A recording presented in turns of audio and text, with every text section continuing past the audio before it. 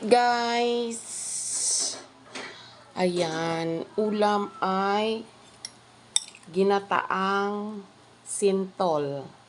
Alam niyo yun? Ginataang sintol. Parang red rice, di ba?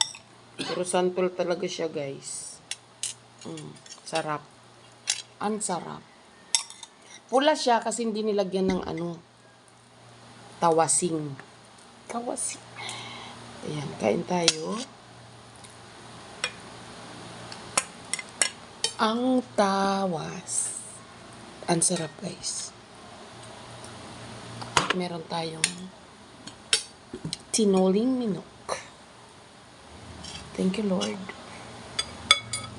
Sa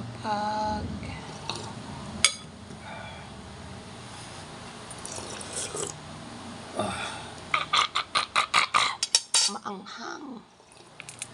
Kain tayo. Ba't ka maanghang? Kasi biniyak ko yung sili.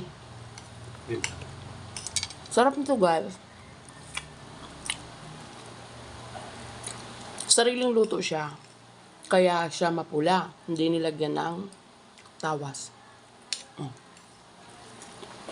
Huh? Ang sarap. Nag-order pa ako nito sa online. Para siyang red rice. Nabasara ko sa anghang. Excuse me po. Ang tinola, maanghang. Kaya, tayo, ano ulam niyo dyan?